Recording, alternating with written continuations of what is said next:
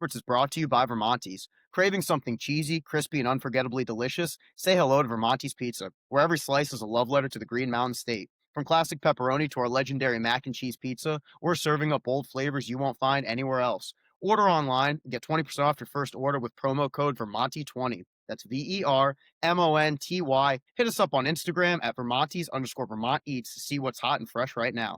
Vermonti's Pizza, homegrown, handmade, and hella good. Ladies and gentlemen, welcome to Potential Experts. Please allow me to be the first one to wish you and your family a very happy Thanksgiving. We have some Thanksgiving themed talk going on later in the show, but for right now, we are going to jump right into it. Actually, you know what? I'm going to back up. Ethan, what's with the outfit? Yeah, It's a great question. I decided to take influence from three of my favorite podcasters. Ifty commenters this sunglasses. The winter hat is Ben McPherson, but he decided not to wear a winter hat. And the cutoff sleeves is Ben Pagliaro. That feels incredible. Brandon, how do you feel that you're the one? Brandon, yeah, I was going to say. I would say just giving me the shaft right off the rip, but you know what? It's fine. I'll live with it. It's not a slight against Brandon. It's just like that's how the fit came together, and You're just not one of his favorites. Apparently, like I said, giving me the shaft, but whatever. Hey, it is what it is. I get it. It's funny, when I first logged on, I saw the sunglasses. I was about to be like, what are we, PFT right here? But so I'm glad that I was right in the connection. All right, Ethan, well, I'm flattered. And with that being said, let's jump into a little football talk. So we've been talking for a few weeks kind of in our group chat as a pod about contenders versus pretenders. And at this point in the NFL season, we're entering week 13. Thanksgiving's kind of that point where we really start separating. There's no space to hide. In fact, we had our first team being eliminated, my New York Giants, from the postseason this week. It's really getting down into the nitty gritty. So we thought that it'd be good. And Ethan and Brandon are going to lead this. So I'm going to kind of pose the teams. They're going to talk about it. And we're going to go through, I know it sounds like a lot, but realistically, there are 16 teams that could legitimately be considered in the hunt. So we're going to spend about 1 to 2 minutes on each team. And we're going to hear some thoughts again from Ethan and Brandon about whether or not they should be considered true Super Bowl, AFC, NFC contenders, or you know what? This team is fraudulent. They're a pretender. So we're going to start right away. And Brandon, I am going to go ahead and throw it to you. We're going to start AFC. Let's go with your surprise team of the year when we did that a few weeks ago on the show, Danny Dimes and the Indianapolis Colts. Brandon, take it away. Yeah, so I think really you gave my whole point away in that Daniel Jones is the quarterback of this team, and I'm sorry, but he has too much bad history with the Giants for me to fully trust a team that has him at the helm. And I get it, the roster's great as a whole aside from him, and he's doing a good job, making sure the offense is running well and keeping them afloat. But when it gets into January, February, those tough games that, you need big plays from your quarterback, I don't know if I trust him to make those plays. And that's not necessarily a this season thing. It's just a body of work. It hasn't been there in the past. So how can I, and there's plenty of tape there on him too. So it just, how can I look at him now? Again, different team, different situation, but I just don't see how we can trust him to win playoff games. I mean, great regular season, don't get me wrong, but playoff games are a totally different animal. We've seen that in the past. I think they're contenders. I get not trusting Daniel Jones, but teams have won Super Bowls in the past without elite quarterbacks. First, I think of are the two Ravens teams, Trent Dilfer and Joe Flacco. I'd be hard-pressed to call Jalen Hurts elite at this point. So last year, the Eagles, but the Colts have a ridiculous offensive line. They have the best running back in football, a really good receiving room, including their tight end, Tyler Warren, and a really solid defense. The AFC is pretty wide open. I wouldn't be shocked if they're playing in the AFC Championship game or maybe representing the AFC in the Super Bowl. Just to go off of what you said a little bit, I could see them winning a playoff game or two, but I want to highlight what you said about the Ravens. The Ravens did it with mediocre quarterback play, but they also had a generational defense both of those times they won the Super Bowl. And I'm not saying that the Colts defense is bad, but I don't know if you can get by with, just your offense with Daniel Jones. Like I said, if they had a defense was on that level, then maybe, but I just don't see it. The defense is not what the Ravens were. When it gets down to the nitty gritty and you think about the quarterbacks that Daniel Jones is likely going to have to go through in the AFC, whether it be, I know I've said things in the past about Lamar Jackson, but if it comes down to Lamar Jackson versus Daniel Jones, I'm going Lamar, Mahomes, Allen, even Drake May at this point. It's definitely, how many of those guys do you really trust Danny Dimes against? 1, maybe 2, maybe 0. So definitely a tough one for them. I would lean pretender on them. Let's go with the team that pretty much saved their season against the Indianapolis Colts this previous weekend. They've been the AFC representative in the Super Bowl the past 3 years. Of course, we're talking about Patrick Mahomes and the Kansas City Chiefs. Brandon, again, I'll turn it to you. What are we thinking here? Yeah, and this is where we say that I refuse to doubt the Chiefs until they give me reason to do so. And we talk about teams that are like the Chiefs, where you don't care what they do in the regular season. As long as they get in the playoffs, you know that they're a threat. You know they're going to be dangerous. Chiefs are still in it. Is it a tough road for them to get into the playoffs at this point because of their record? Yes, 6-5 is not an ideal place for them to be after this many weeks of the season. But again, until I see that the Kansas City Chiefs are completely eliminated from playoff contention, I'm not going to bet against them. And I think that's what a lot of the sports books are saying as well. You look at the odds, Chiefs are still a top team for Super Bowl odds, even though they're, middle of the road team based on their record. So again, not doubting them until I'm proven wrong. So they are contenders. Yeah, I actually think the Chiefs are pretenders. This would be the first time in Patrick Mahomes' career that he would have to play on the road every single playoff game in order to get to the Super Bowl. And I feel like that's a huge obstacle. They don't really have a shot to win the AFC West at this point, and they might not even sneak in. I know that they have all-world quarterback Patrick Mahomes. They have a solid defense led by Chris Jones and a winning pedigree. But I kind of think that at least this season, the 2025 iteration of the Kansas City Chiefs are pretenders. Brandon, you referenced the odds a little earlier on DraftKings. I'll be a little more specific. They are currently the leading AFC odds. They have the best odds in the AFC to go to the Super Bowl in terms of winning the AFC. They're tied with three other teams, the Patriots, the Colts, and the Broncos, which I think is ridiculous. You're talking about a 6-5 team who has not looked overly impressive for a majority of the year. I understand Patrick Mahomes is still Patrick Mahomes, and he figures out a way, especially when it matters most.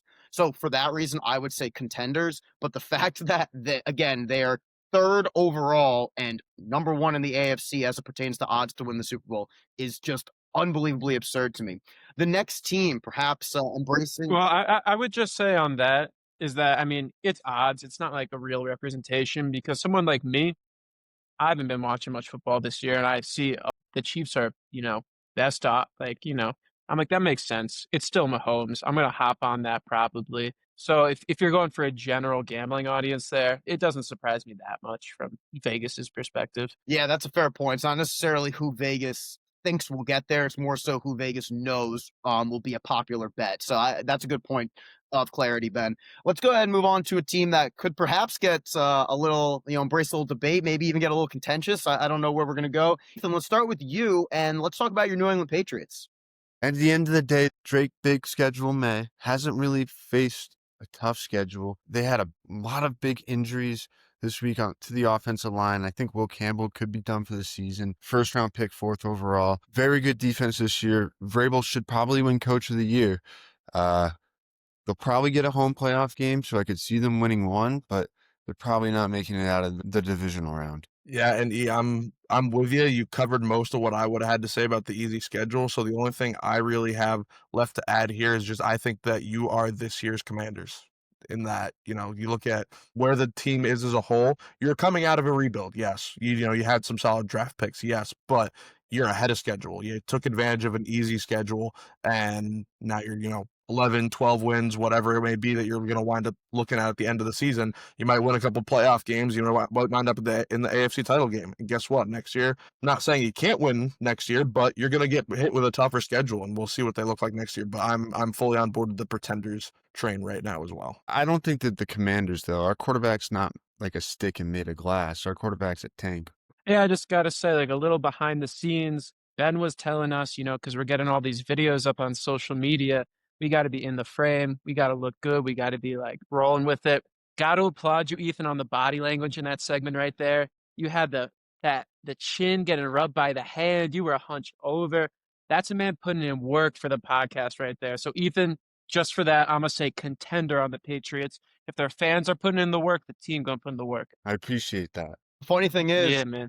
and you wouldn't expect this, I'm also going contender. I think that as poor as the Patriots' schedule has been, obviously Drake big schedule may, as Ethan referenced earlier, that I brought up on the pod last week. I think that they have answered every test they could possibly have up until this point. They have another one coming in a few weeks when the Bills roll into Foxborough, but they beat the Bills at Orchard Park earlier this year. They went down to Tampa and beat the Buccaneers. You can only play who's on your schedule, and while the Patriots have had a soft schedule, they've answered the bell at quite literally every single turn in the past 8 or 9 weeks.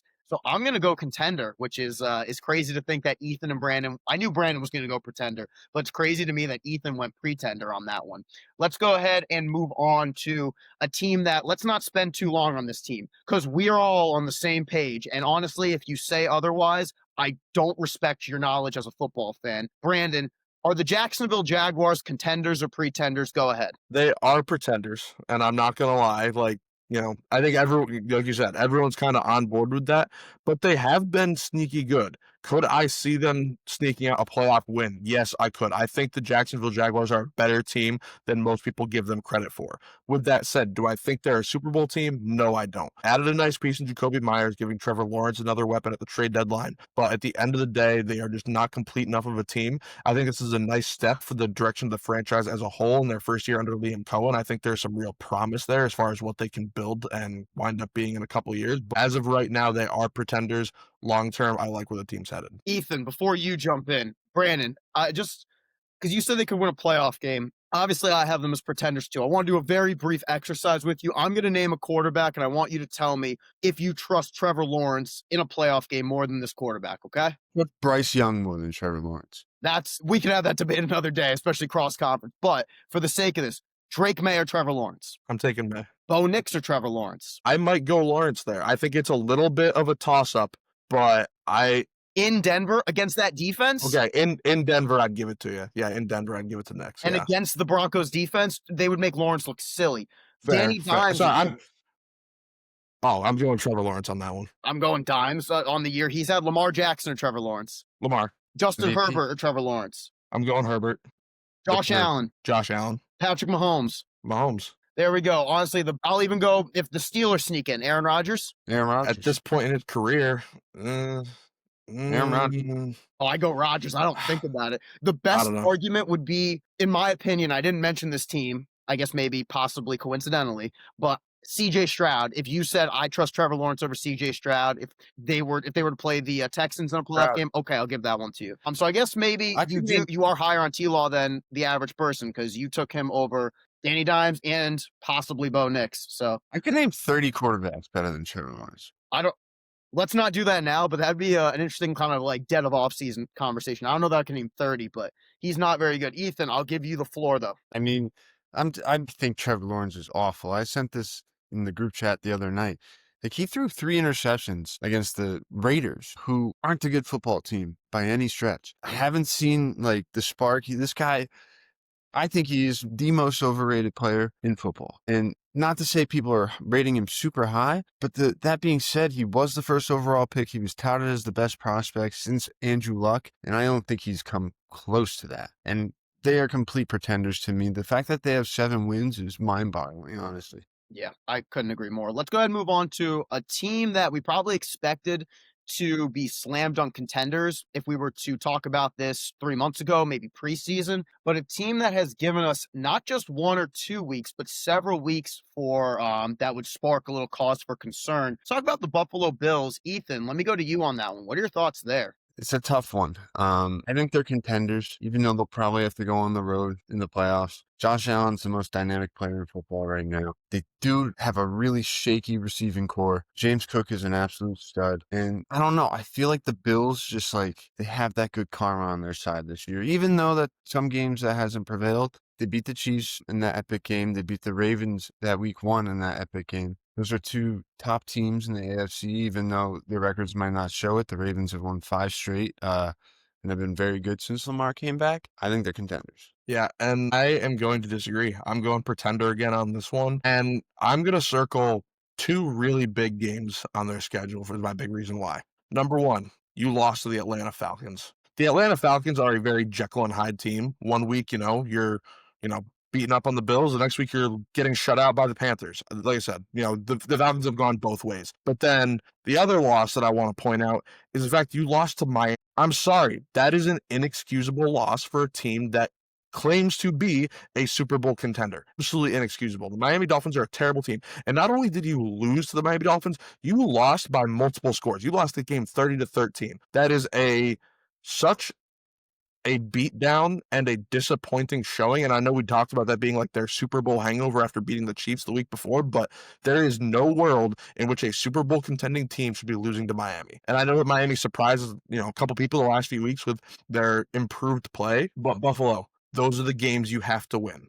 And there's no excuse for it. So those two games really are the reason I'm circling the Bills as pretenders. For the exact same reasons that Brandon just named, I so badly want to say pretenders because they just simply no-show far too many games for me to have a ton of confidence in this team. However, when push comes to shove, if you were to ask me, Pags, are you going to be surprised if the Buffalo Bills are in the Super Bowl in February? No, my jaw is not going to be on the floor. So for that reason, because they still have guys like James Cook and Josh Allen, I'm going to label them as contenders. I do so reluctantly because, again, they simply no-show far too often, but they still have the talent. They've been deep in the playoffs before. They haven't gotten to a Super Bowl yet, but it wouldn't astonish me if they were to make a run this year. Let's move on. Let me start on this one, actually. Baltimore Ravens, pretenders. One reason Lamar Jackson doesn't show up. Brandon, to you. Yeah, I'm going to agree. I think the Ravens had too rocky of a start to the year. I think, at this point, given how surprisingly weak that AFC North has wound up being this year, I think they could win that division and get in that way rather than a wild card. But you never know. I mean, I'm going to go pretender because, like you pointed out, Lamar has not necessarily shown up at the playoffs, but I just can't see how they're going to beat some of these other teams with especially how poorly their defenses looked at times. Because we talked a little bit earlier about how those Ravens Super Bowls were backed by generational defenses. Well, you don't have that this year, and Lamar Jackson hasn't proven he can get it done in the postseason. So what are you relying on when you get there? You're relying on a team that's proven to be mediocre. So yeah, I don't see them as a contender this year. They are absolutely pretenders. Pretenders. For all the reasons you guys just mentioned, Lamar hasn't gotten it done in the playoffs. I don't see it happening this year. They likely won't get a home playoff game. Actually, they could. The AFC North is up for grabs. They probably don't make it out of the divisional round. So we're all on the same page there. Let's go ahead and shift now. Final team of the AFC. Talking Justin Herbert and the Los Angeles Chargers. Ethan, go for that one. Tenders, man. I think the Chargers are one of the biggest frauds in football. They have a talented roster, but just like the Ravens with Lamar Jackson, year in and year out, it doesn't really matter the generation of Chargers players, whether it's with Phillip Rivers or Justin Herbert, who threw 4 interceptions last year in the wild card against Houston. They're absolute pretenders to me. Yeah, and I'm gonna agree. I just you can't trust Justin Herbert. I mean, look what they did in the playoffs last year against what was it, Houston, right? I mean, the Chargers have a way of folding the playoffs, and it's not just this iteration of the team. It's almost an organizational thing at this point. I mean, I remember there was a year where the Chargers had the number 1 ranked offense and defense during the Phillip Rivers era, and they didn't even make the playoffs. What does that say about just the organization as a whole? Like in the entire Phillip Rivers era, how many times did you make a Super Bowl? You didn't, not once. Now with Justin Herbert, you can't seem to win the games when they matter most. Prime time, playoffs, it does not matter. You cannot win. And the fact they have Harbaugh in now gives me a little bit more confidence because I trust the coaching that they're getting a little bit more than I have in the past. But at the end of the day, you have to trust who's on the field more than you do the coaching staff. And I haven't seen enough. I put them kind of in the same category I did with the Jags, where, maybe they win a playoff game, maybe 2 at the most, but I just can't see how they make a Super Bowl. Long term, I like where they're headed, but short term, I'm out on that. This team has far too many gaps for me to feel like they're true contenders. I like Herbert, but he's good, not great. I like guys like Lad McConkey, but he's good, not great. And then you get to a guy like Omarion Hampton, who is going to be coming back from, I believe, a knee injury, hopefully either this coming week or the following week. What's he really going to look like? Is he going to be able to ramp up to full speed by the time the playoffs happen? I don't know. Regardless, he's still a rookie, again, in the category of good, not great. I look across their entire roster, and the only guy that I would say is probably great outside of Dicker, the kicker, would be Derwin James. I mean, quite honestly, Derwin James is great, but outside of him, they have a lot of guys that are solid players, but don't match up against some of the other AFC teams from a firepower perspective. Are they the Packers of the AFC, would you say? You could go Packers that are far. I would say the Packers probably have more expectations than the Chargers do. So in that sense, I would categorize the Packers as far more disappointing and nauseating to watch. But yeah, we talked a few weeks ago about how the Packers lack some wow factors. And yes, I think it's very, very fair to say that the Los Angeles Chargers also fall into that same category. Solid football team will probably make a wild card as the Broncos are in line to win the AFC West, but don't really see them getting out of the divisional round at best, maybe probably not even the wild card round realistic. All right, gentlemen, let's go ahead and now move to the NFC. We have exhausted all we can talk about for the main AFC teams, unless we want to debate if the Raiders can get it going and make the playoffs, which I don't think we want to do. So let's go ahead and start with the defending Super Bowl champion, Philadelphia Eagles. Mind you, these Eagles are the same team that just blew a 21-0 lead against the Dallas Cowboys this past weekend on a game where CeeDee Lamb was trying to let the Philadelphia Eagles win the game as he dropped everything that Dak threw in his direction. Yet regardless, the Cowboys still prevailed. Brandon, are the Philadelphia Eagles even contenders? I don't know if we can categorize them as contenders, and that's a very cute cat there, Ben, but I'm still a dog person. Sorry, you're not changing my mind on that. But no, at the end of the day, I'm still going with the Eagles as pretenders. It's not that that their record says anything that would be concerning, because their record says they're one of the best teams in the NFC. What's concerning me is just the way that they're winning games. And I know that in the regular season, you don't complain about how you win, you just get the wins. But they have been so unconvincing at times that you have to wonder, is this team for real? And that's where we are with the Eagles. You look at the A.J. Brown and Jalen Hurts drama that's been going on. Get me the ball. Well, guess what? They got you the ball against Dallas. Did you win the game? No, you didn't. So, maybe let's win some football games instead of complaining about how many targets we're getting. That's all I'm saying. Tenders, man. The Dallas game showed me everything I needed to know about the Eagles. 21-0 against the second worst defense in football this year behind the Cincinnati Bengals. I know they won last year. Their offense isn't nearly as impressive. Hurts has looked good throwing the ball, and he's done a good job at taking care of it. But just the lack of clutchness, especially last Sunday, to me, they're pretenders. I'm going to go out on a limb and zag where you guys have zigged. I'm going to zag on this one.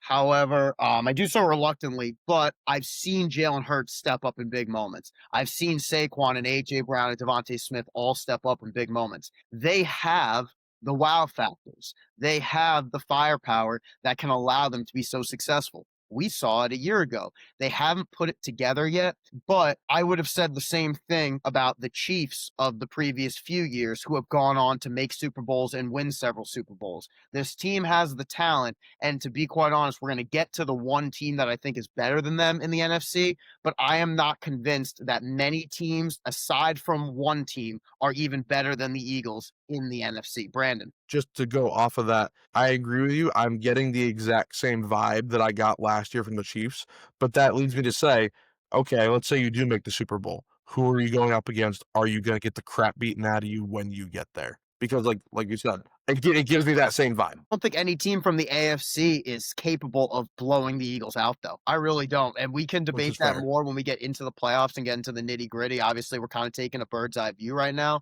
but that's definitely a good topic for conversation moving forward. Let's go ahead and talk about a team that, unfortunately, and I say that because I do like this team and I do think they're exciting, but I feel like we're all going to be on the same page here. Ethan, I'm going to turn to you to talk about the Chicago Bears.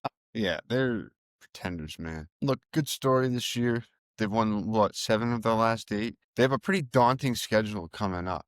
I was just on the phone earlier with my buddy Frank, who's a massive Bears fan, and they play the Eagles this week, then they play the Packers twice still, and they have to play Detroit. Not a great schedule for the last 6 games. They have Cleveland in there, and I forget who the last one is. Look, Caleb Williams has been pretty solid recently. They run the ball well, but I've yet to see it in the playoffs, and Chicago Bears are just one of those franchises that you kind of know they're going to choke unless it's 1986. Yeah, and I'm going to agree with you. The Bears are a good story.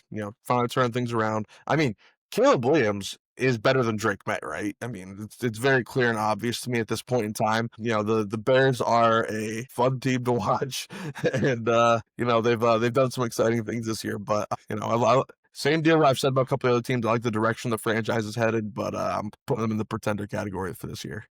Few corrections. Number one, obviously Brandon is messing around there. Caleb Williams is clearly not better Yes. than Drake May. Number two, the Bears won the Super Bowl in '85. I say that only because the Giants won it in '86, so I have to, I have to defend my team there. What I'll say about the Bears is I've really enjoyed watching them this year. I think that Ben Johnson is a legitimate coach. I think they're heading in the right direction very clearly on almost every level you can possibly be. The culture is changing from the nightmare that Matt Eberflus produced last year.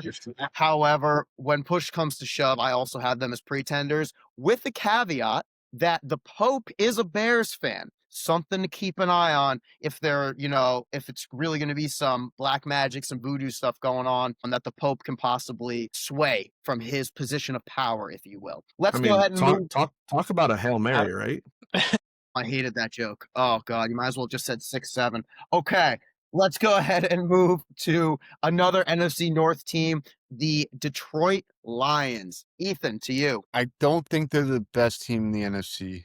I think they're the second best team. I know they've had their struggles, but that offense is probably the best offense in football. We can see them put up 40 points in a heartbeat. They have so much talent surrounding Jared Goff. We saw what Jahmyr Gibbs did on Sunday. Amon-Ra St. Brown is one of the top receivers in football. And, Jameson Williams is not too shabby as your number two. They have playoff experience. I know they lost last year, but I think that was a learning experience for them. That's also the greatest day of Brandon's life, better than his wedding, according to bio. Can confirm. But I think well, just to jump in, one of my good friends here, he lives upstairs, is a Lions fan. So I've been getting kind of that fan perspective on a lot of it. And they honestly feel very similar to these early season Knicks, where yeah, they're a good team, but they're not matching these expectations that the fans have for them. And if you were to ask a Lions fan, I think they would say pretenders, at least based on the ones I've been interacting with. I mean, yeah, they beat the Giants, but they went to overtime. That defense couldn't tackle. Jameis Winston looked like Rob Gronkowski running routes that game. It was, I don't know. They don't seem too impressive to me based on the views I've gotten from those close to the situation, I guess. Yeah, and I'll throw in there though, I'm putting the Detroit Lions firmly in the contenders category because they're not suffering from injuries like they were last year. And last year everyone had them as probably the favorite to go to the Super Bowl out of the NFC. Those problems aren't there. But then coming into this year, everyone said, well, you lost Ben Johnson, you lost Aaron Glenn, your top two coordinators, a head coaching job. So who's coming in to fill that void? Well, guess what? It looks like the Lions haven't skipped a beat. The only thing that really concerns me, even a little bit, is the fact that Dan Campbell is now the one calling plays for the offense. And even then, they've still looked all right when he's been calling the plays. I look at Dan Campbell as more of, the CEO type of head coach where he's not necessarily super involved in either side of the ball, but trusts his coordinators come up with good schemes and, find ways to win games where he's just the one kind of managing the day-to overall operations of the franchise. So, him stepping into play calling duties, I don't love it, but he hasn't given me any reason to really doubt him so far because they're still winning football games. At the end of the day, the Detroit Lions are a wagon of a team. They have one of the most exciting offenses in the NFL, and I'm trusting them to, I really think that they are going to make a Super Bowl this year. So they are firmly in the contenders category for me. For me, they have way too many dynamic playmakers and too many guys that are so exciting, especially on the offensive side of the ball with guys you already referenced, Amon-Ra, Jahmyr Gibbs, Jameson Williams. For me to not put them in the contender category. Also, and similar to what I said about the Eagles, while the Lions have had some very unimpressive games, even in victories, obviously Ben already talked about this past week, having to go to overtime to beat the 2-10 Giants. Despite that, I only think one team is firmly better than them within the NFC. And again, we'll get to that team very, very shortly. So as a result of that, with them being either a top 2 or top 3 team in the NFC, just by default at that particular point, they have to be considered a contender, at least in my book. Now let's move. Where's the Super Bowl this year? San Francisco. That get cold? Get cold in San Francisco? Yeah, right? Yeah, not too cold. Temperate. Not too bad. Probably pretty temperate. Fine. It's probably going to be like mid-50s, high 40s. All right, so no. That's good for them, right? Goff is not really a cold weather type of guy. Well, they're a dome team, so Yeah. So Just if, little factors, yeah, you know? true, too small. But he'll probably have to go play outdoors in the. Well, I guess depending on who they play, if they have to go to Philly, they'd have to play outdoors. But if they go, But if your one team is the one team I'm thinking of, then yeah, that bodes well for him too. it most certainly is. So we're not getting to them yet. We're going to get to my team that is my disappointment of the year, as mentioned a few weeks ago.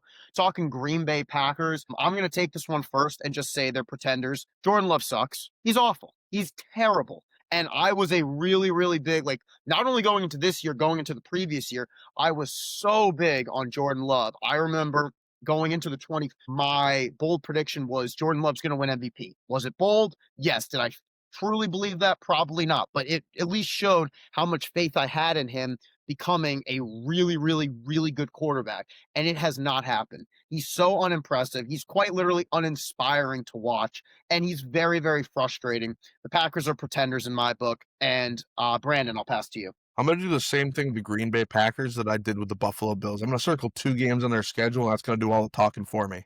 Cleveland Browns and Carolina Panthers. Panthers have been a little bit surprising. They've been better than people expected, but they're still a team you should beat. And the Browns, need I say more? Yeah, pretenders, man. Look, Jordan Love is mediocre at best. This defense is okay, but like Brandon referenced, he lost to the Cleveland Browns. How can you be taken seriously? I think they win a playoff game. That's it, though. I don't necessarily disagree at all. Let's go to a team that, in my opinion, if you asked me a month ago, I would have said Contenders confidently. Now I lack a ton of confidence in this team. And Brandon, I'll turn to you to talk about the Tampa Bay Buccaneers. Yeah, I haven't lost confidence in them. I've seen enough from Baker Mayfield and the offense in general to still have some faith. Although, granted, with Baker, being out with injury for who knows how long it's going to wind up being. But either way, dealing with the injury issue with Baker, as long as he is back in time for playoffs, I still have confidence in this team making a deep playoff run. Just because you look at the plethora of wide receivers. They have the best wide receiver room in the NFL. You have, Mike Evans, future Hall of Famer, Chris Godwin, probably a Hall of Very Good. I don't know if I'd,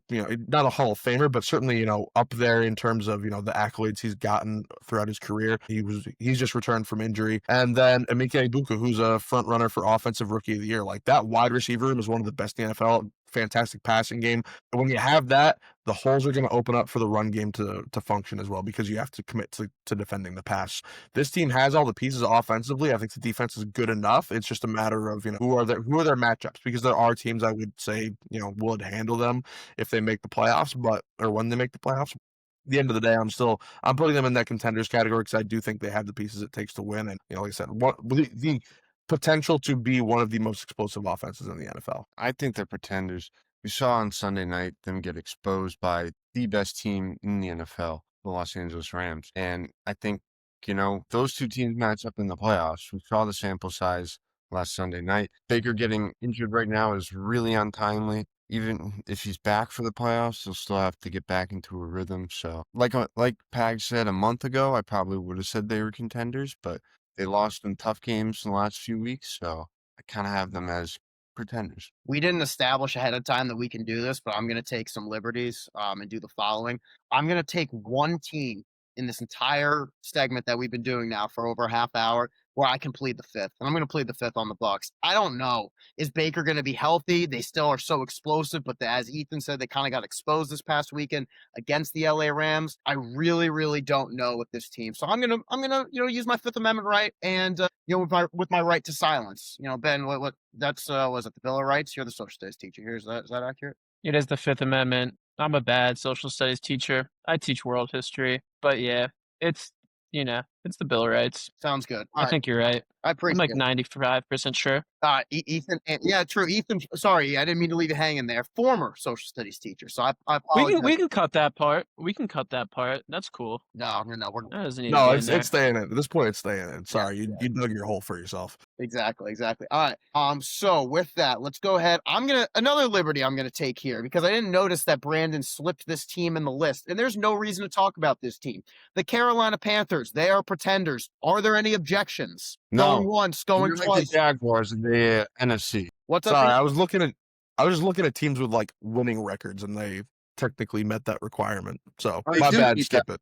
but they're the Jaguars of the NFC, so Yes. that's all we need to say. I do have not sufficiently, significantly more confidence in the Jacksonville Jaguars than the Carolina Panthers. But we don't have to have that debate now. Now let's get to the team we've all been beating around the bush on. In my opinion, they established themselves as comfortably the best team in the entire NFL when they put belt to you know what on the Tampa Bay Buccaneers this past Sunday night. I'm talking about the LA Rams. Obviously, I have them as firm contenders. Matthew Stafford, at the age of 37, is somehow having the absolute best season of his career. Him and Devontae Adams. I saw this tweet today that was Devontae Adams and Matthew Stafford inside the 5-yard line. That's their version of the tush push. Devontae Adams has 12 touchdowns this year. 8 of them have come inside the 5-yard line. So really, really upsetting for Kyron Williams fantasy owners. But regardless, that is just unstoppable. And he's not even their wide receiver one. When healthy, that's Puka Nacua. This team boasts so many playmakers on both sides of the ball. They are unbelievable. They are my pick to win the Super Bowl right now. They, in my opinion, should realistically be everyone's pick. And so I'll turn it to Ethan about the LA Rams. I think I know what you're going to say. I hope I know what you're going to say, but go for it. So I just referenced them as the best team in the NFL. And like you said, Matthew Stafford is having an unbelievable season. I think he was only throwing 2 interceptions. And Brandon called the Bucs the best receiving room in the NFL. I'm going to disagree with that. I think the Rams have the best. You know, the Bucs have 3 outstanding receivers, but Chris Godwin and Mike Evans have both been hurt. The Rams have 2 top 10 receivers. And I think that's kind of hard to really debate that. Puka Nacua is an unbelievable player. So is Devontae Adams. Their defense has been on fire. They get after the quarterback. Firm contenders. I think they're the best team in the NFL. Yeah, and everything that needs to be said about the Rams has been said, so I'm not going to ramble on too long about them because I have them in the contender category as well. But I do have to say this. The reason that they're so good is their head coach, Sean McVay, who I think, you know, barring something unforeseen where he retires early, because there have been, you know, rumors at times in his career about him, you know, calling it early on his NFL head coaching career. I think he's going to go down as the all-time leader in head coaching wins by the time he retires. So just some food for thought on that. But Pags, you know, take us to our next team. I'd like a clarification. Are you talking in Rams history, or he's going to break Don Shula's record? He's going to break Don Shula's record. That is. Do you know what the number is? Not offhand, but I'm telling you, he's young enough. He started his coaching career young enough that he could do it, realistically. That's fair, and I respect that. But I would like you to Bill guess. Belichick didn't even do it. I would like you to guess the number that it is for Don Shula, because if you're going to come with that kind of take, it's like your logic's sound. I get it. I know it's high 300s. I want it like 375, something like that. It's actually mid 300s. It's 347. Okay. So, okay. At least you knew what record you were referencing. Because if you had said, I don't know, what, like 220, I would have been like, no, what are you saying? So at least you knew what kind of statement you were making. I'll give you that. Okay. Let's go ahead. So our second to last team, the Seattle Seahawks. Shout out Jason Liebeck, Matt Liebeck. Let's see how we feel there. Ethan. Tenders, man. We saw them get exposed against the Rams a couple weeks ago. Talk about a team that's had an easier schedule. Referencing the Patriots earlier, the Seahawks absolutely have as well. I think their best win is against the Cowboys this year.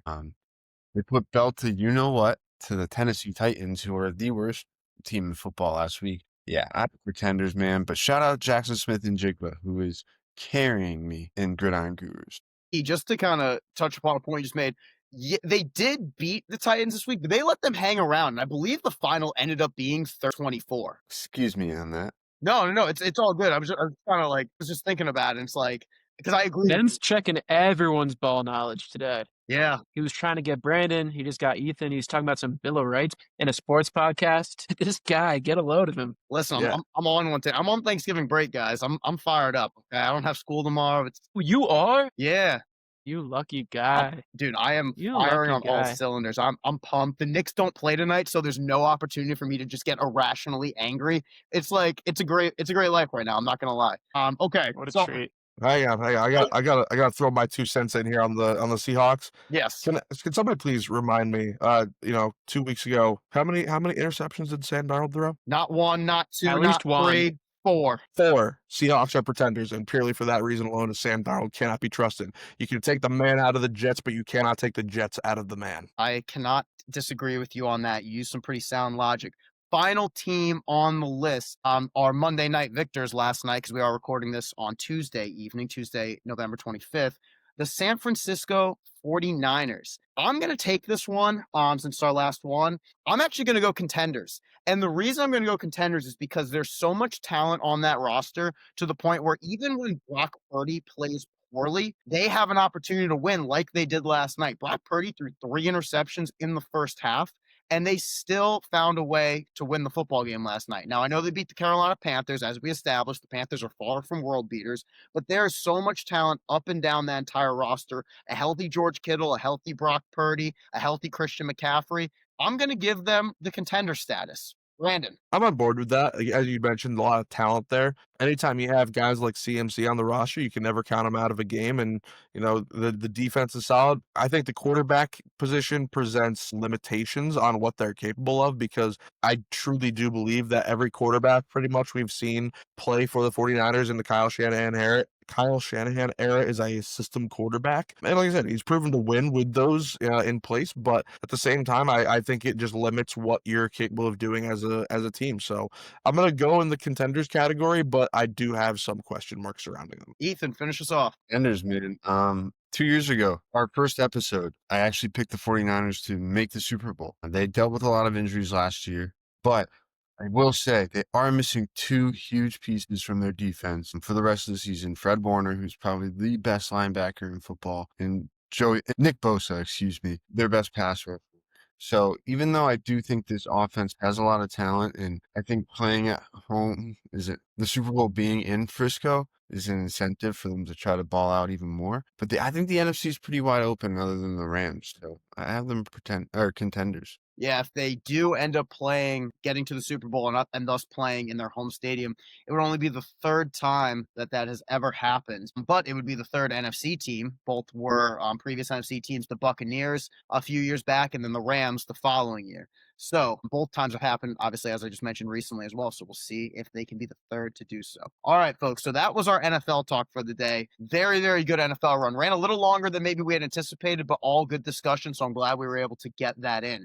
We are now going to transition to the Thanksgiving portion of the episode, where we are not only going to give thanks to some things in sports that we are truly incredibly grateful for, but we are going to specifically compare different players across sports, some NHL, some NBA, and some NFL. There will be no baseball discussion going on. Sorry, Newman. We are going to compare them to some of the main dishes in a Thanksgiving meal, most namely the turkey, mashed potatoes, stuffing, and a little pie. Pumpkin, apple, pecan, I don't really care. All I care about is if you say pecan, you're wrong. Okay, with that being said, what? All right. Okay. Pecan pie is really good, man. Pecan. It's not pecan, it's pecan. It is pecan. It's pecan pie. Pecan. It is pecan. No, if you're just saying pecan, it's a pecan. But when you say the pie, you're talking about pecan pie or pecan pie. It's like Pirates of the Caribbean. It depends on the context of when you're saying it. I agree with the whole Caribbean thing. Just so you know. But the pecan I couldn't disagree with more. Regardless, Ben, I am actually going to turn it to you. Yay! The turkey. Talk to me. Which player is the turkey? I cheated a little bit. I went team, but I do have a team for turkey, because the best part about the turkey is how you can eat it for days on end afterwards. It's just a streak of turkey. The turkey keeps on coming. And so I currently have the Detroit Pistons as the turkey of the NBA, because it's just every day there's just more Pistons. They're on 13 days of turkey straight. They're a beautiful team. They're great. They're sound. They got that protein in there. They play strong. Did you see the play where Cade brought it up the court? He passes it off to Jalen Duren for a fake DHO. Jalen Duren instead kicks it out to Thompson, and Cade keeps on going, cuts back door on the baseline, gets the pass right back to him. It was like the first ever 3-man give and go I've seen. It was lovely. They're streaking. Detroit Pistons are turkey. There you go, boys. Well, I have a point to add on the Pistons. I saw it today. They've tied their all-time franchise win streak, 13 games. They've done that twice other times. Do you know what years those were? 89? 04 and 90. But both years that they won the championship. So I'm not saying that Pistons are going to win the championship this year, but Kind of sounds like you are. Vibes. So the Pistons are winning the championship, Ethan. They could. Who knows? Okay, they could. That's a good point. So for my turkey, so even though turkey's got a lot of protein, lean bird, I think turkey's very overrated. So with that being said, I went with a muscle man who's overrated, Jalen Hurts, for my turkey. Yeah, I like that. I like where your head's at. It's funny. I actually make a comparison. This is a good segue. I'll go to mine before we shift to Brandon. So I also talked about, or thought about, I should say, how turkey's a very lean bird. I also think the turkey, regardless of how you feel about it, it is the nucleus of the Thanksgiving dinner. And with that being said, I was thinking, okay, lean nucleus. I'm gonna go with the former NBA, or I guess reigning NBA MVP, NBA Finals MVP, not to mention a very lean man in Shea Gilgeous Alexander to represent my turkey. The Thunder are a great team. They would still probably be a very good team even without Shea, but he is the nucleus. He is the top gun, much like the turkey is of the Thanksgiving meal. Brandon, which player is going to represent your turkey? Before we get to my turkey, I do have a question to pose to Ethan because you did say that you thought turkey's overrated. So I have to ask, are you a ham on Thanksgiving person? Because if you are, we might have to throw some hams. No, I just think that as far as like meat goes, turkey is very overrated. I'm just so sick of eating like ground turkey these days that like I know like a roasted turkey is a lot different, but it's overrated as far as like a meat goes. I'd rather have chicken, steak, a fish, and I don't really eat fish like that. So looking ahead, look at my turkey. Pags, like you said, kind of like it's the nucleus of the meal. It's the main thing. The turkey is old reliable. No matter what happens, you know that turkey is going to hit, and it's going to hit pretty hard. It's going to be a good day when you're having turkey at Thanksgiving. So I said to myself, on a hockey team, what is that old reliable? What's that one thing you always need to have? And that one thing you always need to have is a goal scorer. So I said that Leon Draisaitl is my turkey. He's shooting a career high, almost Thanksgiving, shooting a career high 23.7% and has 14 goals so far in the year. He could be in the running for the Rocket Richard, having a really good year. So Leon Draisaitl, you are my turkey. Appreciate it, Brandon. Brandon, I'm actually going to stick with you. Might as well kind of go in reverse order here. So we'll go for this next thing. We're talking the mashed potatoes. Brandon, start with you. Which individual is representing your mashed potatoes? So I took a little bit of liberties with this one. And when I say that, I mean, I opted not to look at this as mashed potatoes, but as potatoes as a whole, because you can have potatoes a lot of different ways. You can mash them, oven roasted, scalloped potatoes, no matter what you do, potatoes are a fantastic meal, fantastic part of the meal. Realistically, they are the most versatile dish at Thanksgiving because of all the different ways that they can be prepared. So I said to myself, who is the most versatile player in the NHL? And that player is Cale Makar. He can score goals. He can shut down the opposition. You ask him to do anything, he will get it done. The plus minus is through the roof. I think best player in the NHL. Cale Makar is the potatoes. All right, Brandon, appreciate that. Ethan. Mashed potatoes for me, the staple. I haven't known Thanksgiving without him. LeBron James. I haven't known the NBA without LeBron James. The king of all Thanksgiving dishes, mashed potatoes, LeBron James. Alrighty. So for me, here's how I think about mashed potatoes. They're phenomenal. However, I look at them as what they are. They're a side dish. They are a phenomenal role player to the meal. If I sat down at the table and mashed potatoes were the centerpiece of that particular dish, I wouldn't feel super great about that. It's delicious. It's a phenomenal side dish, but it's not what I want as my main centerpiece. And couple that, you think about the color of mashed potatoes, they're most commonly referred to as white. So give me Derek White as my mashed potatoes. Unbelievable role player. Truly a phenomenal individual player to have on a team. I would love it if he was on the Knicks. But as we've seen this year, when he's asked to step up and be that second option, he's a bit overtasked. So as a main centerpiece, he's not really it. But when he's asked to be a more complementary piece, play good defense, knock down some open threes, and do his job, much like mashed potatoes are asked to be as a side dish, then absolutely phenomenal, beyond a good, truly a great complementary piece. So my side dish, or my mashed potatoes, is Derek White. Ben, to you. Nice. I see mashed potatoes as a little more than a role player. I think if turkey is your Batman on Thanksgiving, mashed potatoes are your Robin. They're your number two. And kind of as to what Ethan was alluding to earlier, turkey is a little overrated. So I was thinking about what team has a number 2, has a mashed potatoes that's actually better than their turkey. And my mind went immediately to a team I've seen twice this past few games for the New York Knicks. And that's the Orlando Magic. Franz Wagner is my mashed potatoes. He is the best number 2 who is better than his number 1. That dude is crazy good. Don't think it's going to happen, but within the next 3 years, if they decide to start centering around him and get rid of Paolo, I would not be shocked. And that leads me to decide, yeah, Wagner's my mashed potatoes. I think that's a phenomenal pick. Like it's so good to the point where I'm almost jealous that I didn't think of that. That's a phenomenal selection. So now we're going to transition to my personal favorite dish of Thanksgiving, stuffing. Ethan, who are we thinking about to represent that dish? Stuffing is Esteval from Chelsea, right winger, 18 years old, young with fantastic potential, scored a phenomenal goal this afternoon in the Champions League against Barcelona. You may have heard of them. Against Lamine Yamal, Chelsea wins 3-0 without their best player. And Esteval, 18 years old, fresh, young, he's my stuffing. All right, appreciate that, E. I like that you incorporated a little soccer. You threw a curveball at me. I wasn't expecting that, which I like that a lot. Brandon, again, let's go to you. Assume you have a hockey player, so we'll save basketball for Ben and I. Go ahead, Brandon. Yeah, so when I look at stuffing on the table, I say to myself, there's a lot of flavor in there. It can be kind of exciting. Lots of different things going on. You got the different vegetables, carrots, celery, all the spices, the bread. There's a lot in stuffing. It's also one of the more dense things that you will find on the table. My stuffing off of that is going to be Jesper Wallstedt, goaltender for the Minnesota Wild, rookie. He has been on fire. And I say, goaltender because, stuffing being dense, you want a brick wall in that. So Jesper Wallstedt really exemplifies that. 3 shutouts in his last 4 games, 2 of them being against Winnipeg and Calgary. Calgary, not super impressive because they have a bad team. Winnipeg's been okay. The impressive one here is Anaheim. They're a top 5 team in the league so far this year, so the fact that he's able to shut them out is really impressive. And again, 3 shutouts in 4 games. No matter who you're putting in net, you can't say no to that kind of production.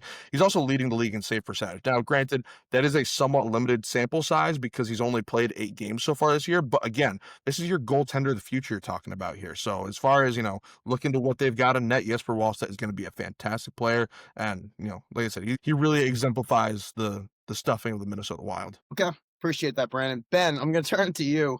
I think there's an outside chance that you and I actually have the same player here. Very outside. Probably not, but I want to give you the opportunity to go first and steal this player from me, and I'll piggyback on if that's the case. Yeah, I was actually considering the same thing because when we were talking about Thanksgiving stuffing, my mind kind of goes to it's always kind of sneaky, like one of my favorite things. I'm never thinking about it going in, but then I'm like, oh, that was nice. And I was thinking of that and a guy who really is stuffing the stat sheet and bringing, a nice surprise, happy story to the league this year. And I went with Derek Queen as my stuffing for the NBA.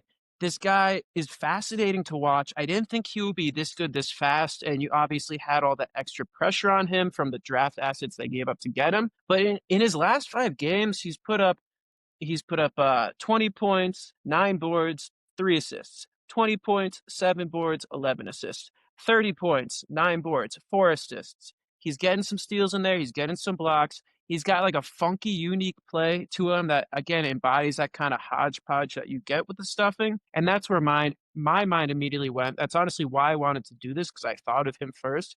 And I feel like we needed to talk about Derek Queen a little bit because he's been one of the best, kind of nice, happy-go-lucky stories of the year so far, in an otherwise very dank and depressing team down in New Orleans. Yeah, the sad thing about Derek Queen is that he's always going to be attached to the fact that the Pelicans gave up their 2026 first to go and get him, which is really unfair to him because, as you stated, Ben, he didn't ask for that, and B, he's performing really, really, really well. So he has some lofty expectations just because of that fact alone, and it's really nice to see him living up to those expectations by stuffing the stat sheet, as you said earlier. For me, as I mentioned earlier, stuffing of all the Thanksgiving dishes is personally beyond my favorite. It is essential to have. And what do I think is essential, or who do I think is essential? Watching my New York Knicks without OG Anunoby has been really, really tough. I think OG Anunoby is an absolutely essential component to possibly allowing the New York Knicks to be contenders in the Eastern Conference and for an overall NBA championship.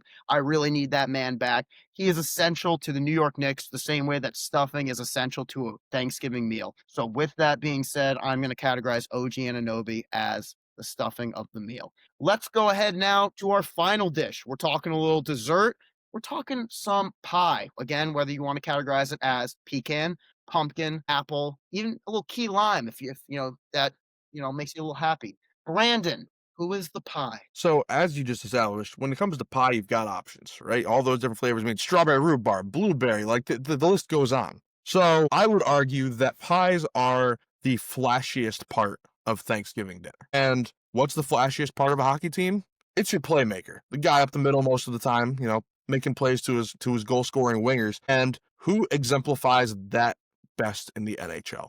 Connor McDavid. Every time he's on the ice, you gotta watch him. You know he's gonna make something impressive happen. He skates like the wind, makes everybody look dumb around him. Man is a hockey wizard. And so for that reason, I'm putting him in the top of my list as the pies. Flashy and exciting. Love it. It's funny. I thought you were going to say him for Turkey, just, as the main centerpiece, because we clearly know he's the face of the NHL. But I'm glad you were able to incorporate him. Ethan, to you, who is the pie? Yeah, so pie, dessert, I went with a baseball player, actually. Mookie Betts, 4-time World Series champion now. Just always a winner. Good apple pie is always a winner. Hall of Fame career already at just 32. Can play multiple positions. I know he didn't have a great year hitting this year, but phenomenal hitter, an MVP, and a 4-time champ. Honestly, I said in the beginning, no baseball talk, but I'm glad that you incorporated him into it.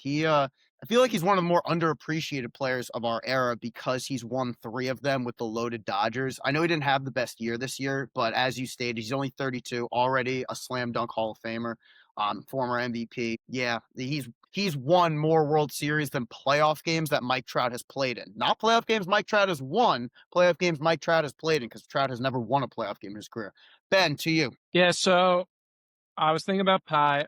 I was thinking about not my favorite Thanksgiving pie, but I feel like the most classic Thanksgiving pie as pumpkin pie. And I went with a guy who has been a pumpkin this year. Pains me to say it, but we're going to go back to my Knicks. Karl Anthony Towns has had me pulling my hair out for the past 2 weeks. And you might say, oh, last night he put up 37 and 13 or whatever. Yeah, he's doing that against the Brooklyn Nets. This dude turns into a pumpkin every single time they play an actual defense. He can't handle it. He's clearly unhappy in his role, and it's affecting his play on both sides of the ball. His defense is already bad, where if he's not producing offensively, he's giving you nothing. He lost us 2 games in Miami this year with his chucking and poor decision making. Listen, he honestly does seem like one of the best people in the NBA. And if I were to be friends with someone in the NBA and like talking about a kind, good human being, he's definitely top 3 in the league. But as a player right now, from a pure basketball standpoint, this dude is a pumpkin and it's driving me bonkers. It has been the worst part of this basketball season for me so far. Yeah, Ben, I tend to agree with you on that one. I'm really hoping that you make a good point. The 37 points last night obviously was against Brooklyn. I'm really hoping that him seeing the ball go through the bucket that many times last night, being aggressive, getting downhill again. It's against Brooklyn, so it's nothing to be hang your hat on. But hoping that it's a little bit of a turning point. But time will tell on that one. For me, when I think of pumpkin pie, or not necessarily pumpkin pie, but just pie in general, I'm thinking dessert. The closer. Who do you turn to as a closer? You go to the clutch player of the year in the NBA. My king, my god, Jalen Brunson. It's what the pumpkin pie or whatever pie you're talking about is what you're going to remember. It's the last taste of the meal. Jalen Brunson closes the game. He's the guy that you want to have the ball in his hand in the final seconds of the game. He's done it time and time again. He won Clutch Play of the Year last year for a reason. He is one of the reasons why I still think the New York Knicks are contenders to win the Eastern Conference this year. So with that being said, I'm going to show a little bias, the same way Ben just said. I already said OG Anunoby, but I'm going to show even more bias and tell you that the pie is represented by Jalen Brunson. Gentlemen, great segment. Let's go ahead. I'm going to turn it to Ethan for a little who he play for. Ethan, go ahead. Okay. You guys ready? Well, explain the segment. Yeah, because I barely even know what's going on, to be honest with you. Who he played for is a compilation of players who have been in the league for quite some time. And at this point in their career, what team does he play for? And let's be clear, this is like end of the bench type of guys. I like it. Go ahead. All right. So we start off with the one and only Anthony Gill. Ben, you got anything there? Nope. Ben, unless you have something, I'm gonna go purely off of vibes on this one. Do you have a semblance of an idea here? No, I was gonna go off vibes too. So who were you thinking? I was thinking Raptors. Dude, I feel I like BS you not. I BS you not. The Raptors were the first team that popped into my head. I think he's been there at some point.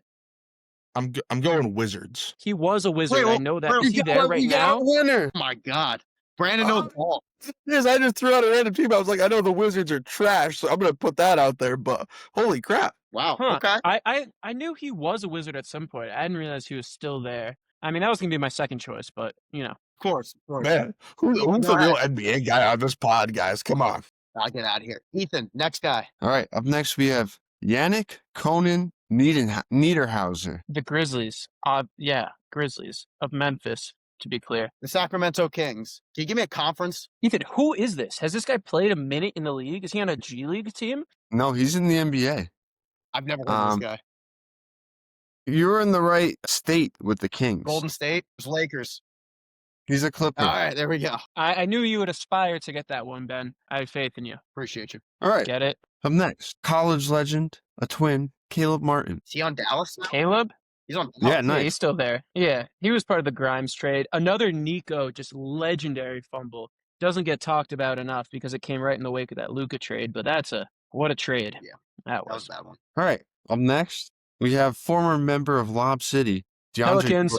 Yeah, Pelicans. Oh, I didn't know that one too. He's mentoring my boy Derek Queen. He's a great locker room presence, and he's got a crazy unk mustache. He does. Quite the player in his day. I always thought those Clippers teams could they underperformed their expectations. Quite the player. Or in honor of his retirement, just another testament to how good Chris Paul is that he got DeAndre Jordan on an All NBA first team. It's one or the other. Maybe a little bit of both, I guess. Definitely a combo. That's fair. All right. The final one, Oscar Tshiebwe. Oscar Tshiebwe. Come on, Oscar Tshiebwe. He won a National Player of the Year for Kentucky, I believe. Where is he currently playing? Give me Chicago. No. No, Ben, it's obvious. No, that guy, I feel like I saw him when I was scrolling League Pass the other night. I'm going to roll with the Rockets. He's kind of chilling at the end of their bench there. No, Are you sure? positive. Phoenix Okay. Suns. No, Brandon, you got to guess? Gets this. I'm shooting 100. I'm staying that way. Okay, that's fair. Timberwolves. Utah Jazz. Wait, the Jazz? Yeah. Yeah, he seems like a Utah Jazz kind of guy. Okay. Well, Ethan, I appreciate you doing that. I really thought that we would do better. First two guys I never even heard of, so well ashamed of myself for that. But is what it is. All right, guys. So the second to last segment we're going to run today is we're going to go very quickly around. We're not going to spend too long, maybe like a minute at the most per person, talking about some sports related things that we are thankful for. I'm going to kick us off. I'm going to say I'm really thankful for Eli Manning. And I know that might sound super random, but Ben and I, we've been a little down on our Knicks. Yankees flamed out in the playoffs. The Rangers, not that we're, well, I'm a decent sized hockey fan. Not that Ben's a big hockey fan, but the Rangers suck. And obviously the Giants are awful. Just with all those things, it's starting to feel like our championship drought is going to continue for several more years. And I'm just really thankful that I was able to witness 2 Super Bowls that Eli Manning brought me when I was 8 years old and 12 years old, beating the GOAT both times. I feel very thankful for that. That I have some positive sports memories to look back upon. So he is what I'm most thankful for this particular year. I could have cheap down gone Brunson, but you guys know I'm thankful for Jalen Brunson. Ethan, what are you thankful for this November? I'm thankful for this time of year right now, Mr. JSN, Jackson Smith and Jigba. This man is carrying me. He's number one, wide receiver number 1 this year. 80 receptions, that's second in the league. 1,500 yards, that's first in the league. And already the franchise record in Seattle history for most yards in a season. He's only played 12 games. He's on track to hit the elusive 2,000 yards. I know it's a 17-game season, but that should be a fun race towards the end of the year. Only elusive, never been done before. So that would be truly something. Again, yeah, 17 games, but I mean, still, it's never been done. I mean, something's got to happen.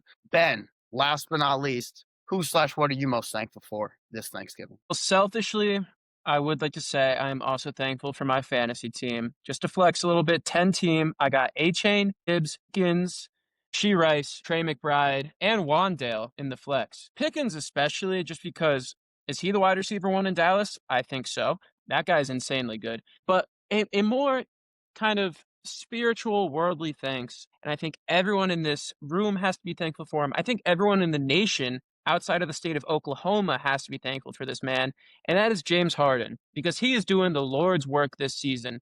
Because if James Harden wasn't going back to Houston Rocket Harden right now, putting up crazy numbers, having the most efficient season of his career, the Clippers could be last in the league. And for those of you who don't know, the Oklahoma City Thunder have an unprotected pick from the Clippers this year. And if Harden does not continue to do what he's doing right now, OKC, already the best team in the league, it would be getting either Debansa, Boozer, or Darren Peterson. So we all should be thankful for Harden, the work that he is doing to keep the Clippers afloat. I mean, they're only 5-11. It's not like they're being world beaters. But with Kawhi out, with Derek Jones out, with Beal out, with Norman Powell in Miami, with Collins not living up, with their old guys playing like dirt, it really is James Harden saving us and saving the league as a whole from the OKC dynasty continuing for the next century, it feels like. So thank you to James. Good man, gets a bad rep sometimes, but he's doing a lot for us right now. Hey, I mean, it's regular season basketball, so I mean, Harden doesn't have an issue, earning his paycheck now. It's when he gets in the playoffs, it's where it's extra time. He's working overtime. He doesn't really like that too much.